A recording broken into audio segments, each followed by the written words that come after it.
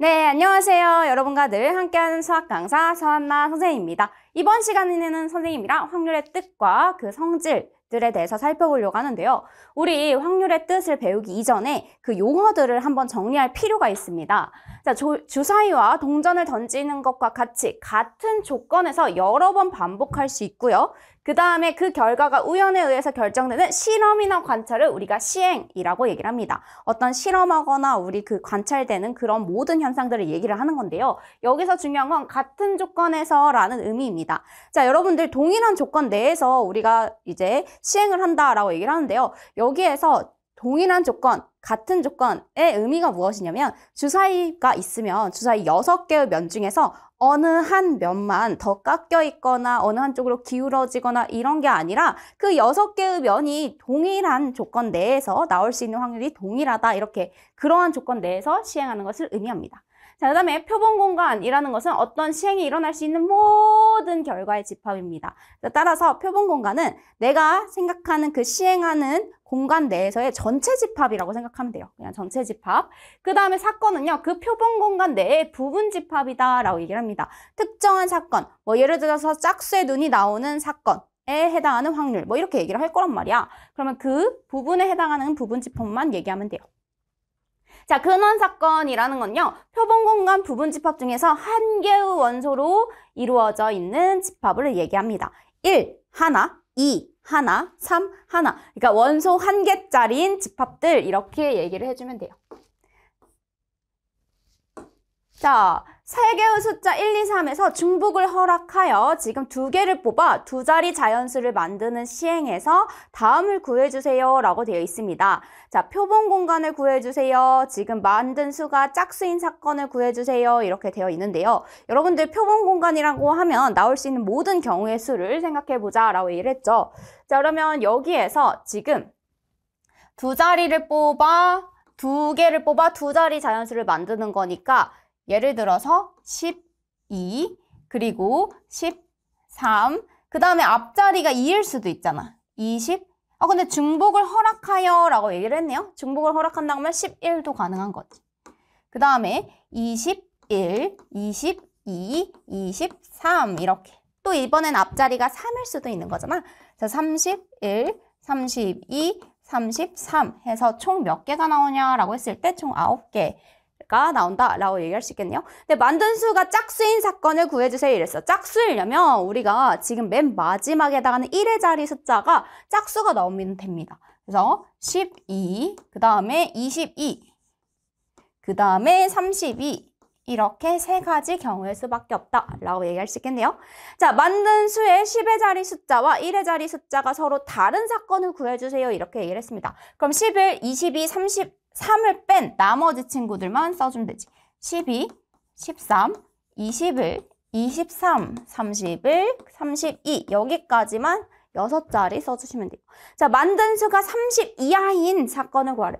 30보다 작을 때 이렇게 얘기하면 11, 12, 13, 21, 22, 23 총 6개입니다 라고 얘기할 수 있겠네요. 됐나요? 자, 그 다음에 이제 여러 가지 사건에 대한 그 이름들을 알아볼 건데요. 합사건이라고 얘기를 하면 여러분들 우리 합집합 결국에는 우리가 그 표본 공간 뭐 이런 사건이 일어났을 때 그 모든 사건들에 대해서 뭘 얘기를 하냐면 집합적으로 얘기를 했었어. 그치? 그래서 A 또는 B가 일어나는 사건들의 모임은 결국에는 합집합으로 표현이 된다는 거야. 또는의 의미는 합집합의 의미가 있었죠. 자, 곱사건이라는 건 동시에 일어나는 사건에 대해서 얘기를 했죠. 이고, 그리고 이런 의미가 있었어요. and의 의미가 있었습니다. 그래서 A 교집합 B로 표현하면 돼요. 자, 배반 사건이라고 하면 A, B가 동시에 일어나지 않을 때를 의미합니다. 배반 사건이라는 건 A와 B가 동시에 일어날 수 없는 사건이고요. 그것을 우리가 지금 집합적으로 표현하면 A 교 B가 공집합이에요 라고 얘기해주면 돼요. 이럴 때 A와 B는 서로 배반이라고 얘기를 하고요. 우리는 이 배반 사건에 대해서는 교집합이 공집합이다 라고 얘기하려고 합니다. 자, 그 다음에 여사건이라는 것은 우리가 남을요 이거예요. 그래서 A가 아닌 나머지 부분 이렇게 얘기를 할 건데요. A가 일어나지 않은 A의 여사건이라고 하고요. 그걸 여집합과 같이 썼었습니다. 그래서 A의 여집합 이렇게 써주시면 돼요. 됐나요? 자, 6번 문제를 보니까 지금 표본 공간 S 1, 2, 3, 4, 5, 6, 7, 8, 9, 12까지 있습니다. A는 4, 8, 12고요. 그 다음에 B는 2, 5, 8, 11, 그 다음에 C는 5, 10, 그 다음에 D는 1, 2, 11, 12 이렇게 되어 있습니다. 서로 배반 사건인 두 사건을 모두 구해주세요 이랬어. 자, 그럼 여기에서 배반 사건이라고 하면 어떤 두 집합에 대해서 교집합이 뭐가 돼야 된다? 공집합이 되는 그러한 친구들을 찾아주세요 라는 것입니다. 자, 그러면 우리 봤더니요. A하고 B를 봤어. A하고 B를 봤더니 이때 A교 B는요. 뭐가 나오냐면 바로 8이 나옵니다. 그래서 안 되는 거예요. 그 다음에 A하고 C를 봤어, 쌤이.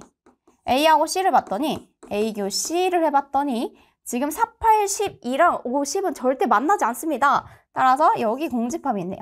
그래서 서로 배반 사건인 사건 하나 나왔습니다. A와 C 이렇게 찾아주시면 돼요. 자, 이번엔 A하고 D 찾아볼게. 자, A하고 D 찾아보면 A와 지금 D의 교집합을 구했더니 누가 있냐면 12가 있습니다. 12. 그래서 얘도 공집합이 아니에요. 12. 그 다음에 우리가 이제 A에 대해서는 다 했으니까 B로부터 한번 가보도록 합시다. B하고 C. B하고 C 봤더니 공통 원소가 뭐가 있나 봤더니요. 교집합했을 때 5라고 하는 원소가 하나 있습니다. 그래서 공집합 아니지요? 자, 그럼 BD 가보도록 할게요. BD. B하고 지금 D하고 교집합을 했더니 여기에서 2가 똑같이 있어요. 11도 똑같이 있습니다. 그래서 2도 있고요. 지금 11도 있어요. 라고 해서 교집합이 공집합이 아니에요. 그 다음에 C하고 D 한번 봐볼게. C 교 D를 구하면요. C하고 D하고 여기에서 드디어 지금 교집합이 없습니다. 그래서 서로 배반 사건인 두 사건을 모두 구해주세요. 이랬으니까 우리는 A와 C, 그 다음에 C와 D 이렇게 써주면 돼요.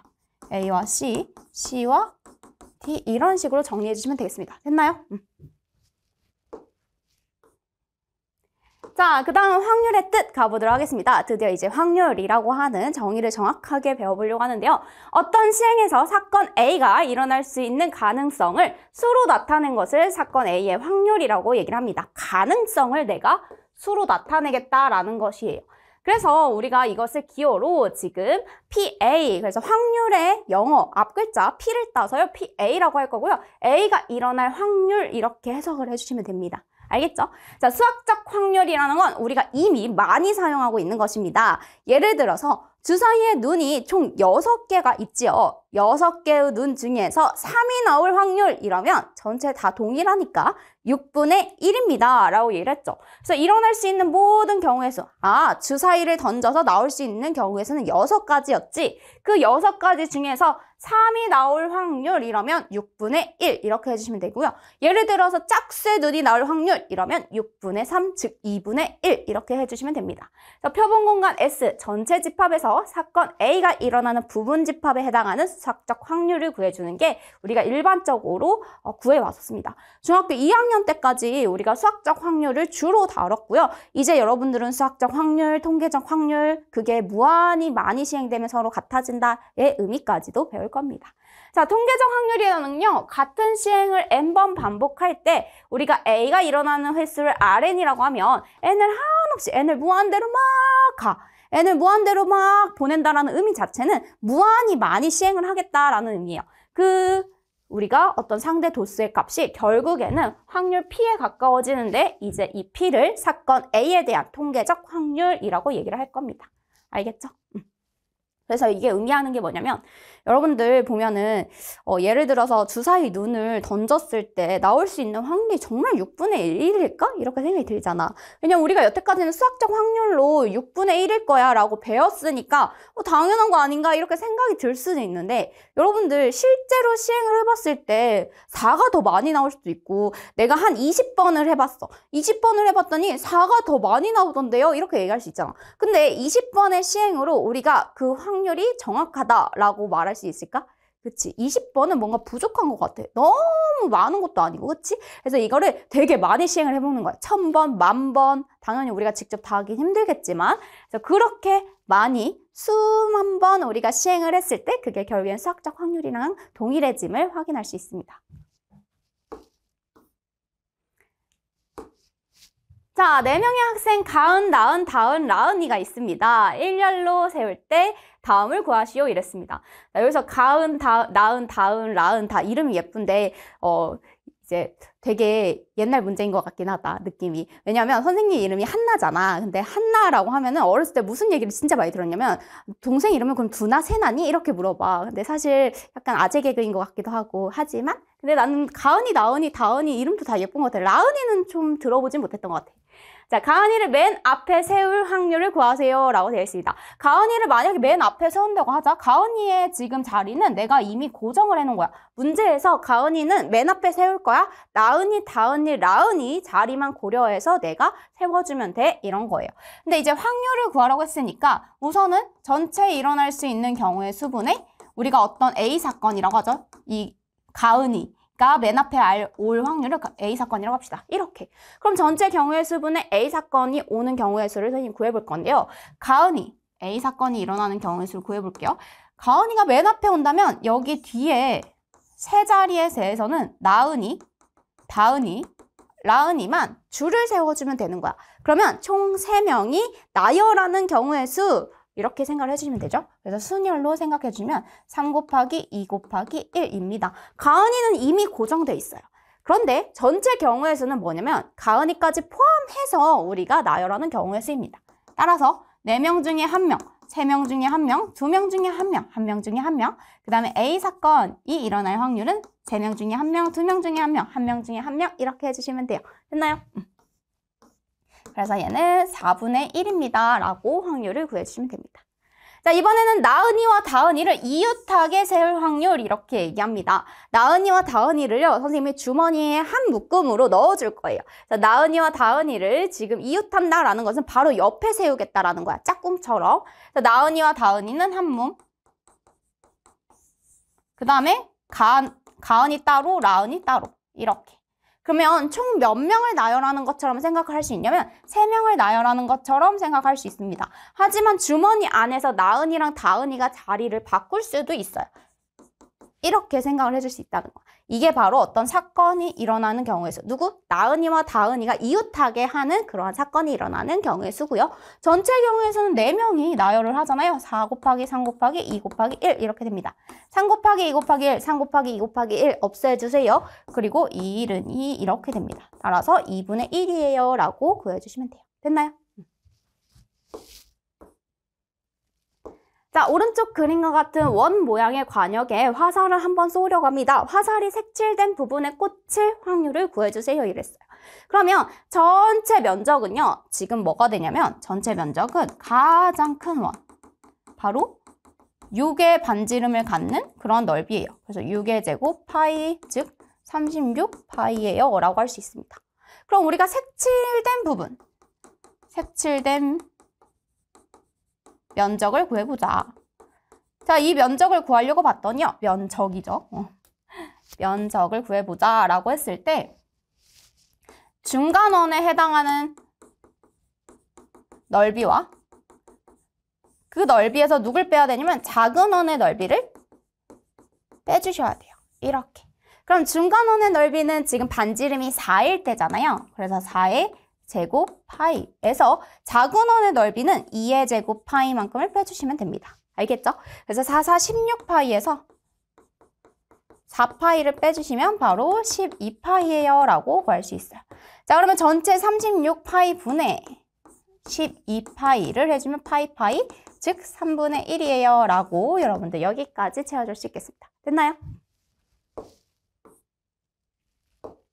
자, 이제 확률의 기본 성질에 대해서 정리해 보려고 합니다. 여러분들 이 부분은요, 이미 중학교 2학년 때 배웠었는데요. 다시 한번 정리를 해볼게요. 우리가 집합적으로도 얘기해보고 표본 공간 S 전체 집합에 대하여 임의의 사건 A 부분 집합이 있을 때, 즉 사건 S에 대해서 지금 전체에 대해서 부분 집합 A에 대해서, 근데 A가 공집합일 수도 있고 아닐 수도 있지만 이런 다음이 성립합니다 라고 되어 있습니다. 임의 사건 A에 대해서 그 A에 대한 확률은 항상 0보다는 크거나 같고 1보다는 작거나 같습니다. 자, 1을 넘어가지 않아요. 1보다 작거나 같다 라고 되어 있습니다.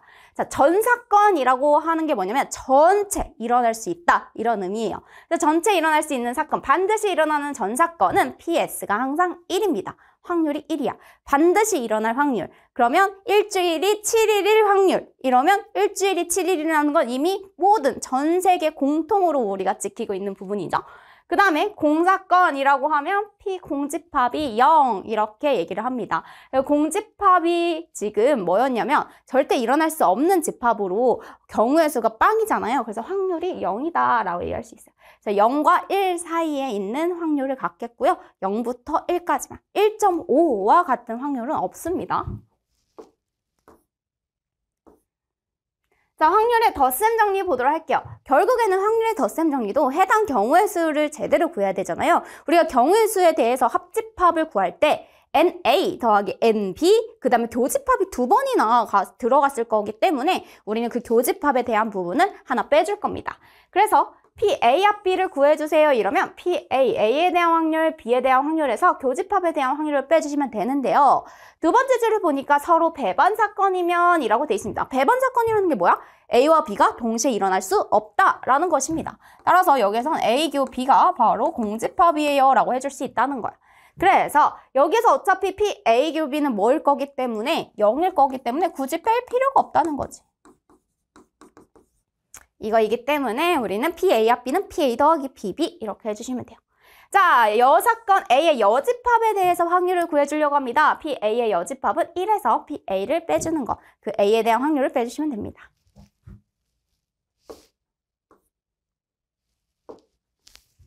자, 서로 배반 사건일 때 이랬어요. 배반 사건이라는 건 우리 뭐라고 했냐면 교집합에 해당하는 확률이 0일 때를 의미했습니다. 따라서 PA 합 B는 바로 뭐로 해주면 돼요? PA랑 그냥 PB를 더해주시면 되는 거예요. 그러면 여기는 2분의 1 더하기 8분의 3 이렇게 됩니다. 근데 2분의 1이 8분의 4잖아요. 따라서 얘가 8분의 7이에요 라고 해주시면 돼요. 됐죠? 그 다음에 PA 합 B를 구해주세요 이랬는데 얘도 PA 더하기 PB 배반 사건이기 때문에 여기까지만 해주시면 돼요. 배반 사건이 아닐 때는 교집합 부분을 빼줘야 돼요. 6분의 1 더하기 15분의 8 얘는 30으로 통분하면 30분의 5 더하기 30분의 지금 8이 16입니다. 그래서 30분의 지금 21이 되겠죠? 그래서 총 확률은 10분의 7이에요 라고 마무리해 주시면 되겠습니다. 됐나요? 네, 여기까지 해서 선생님이랑 스텝 1에 해당하는 개념들 그리고 그 문제까지도 한번 살펴보았습니다. 우리는 다음 시간에 스텝 3 문제로 만나보도록 할게요. 그러면 다음 시간에 만나요.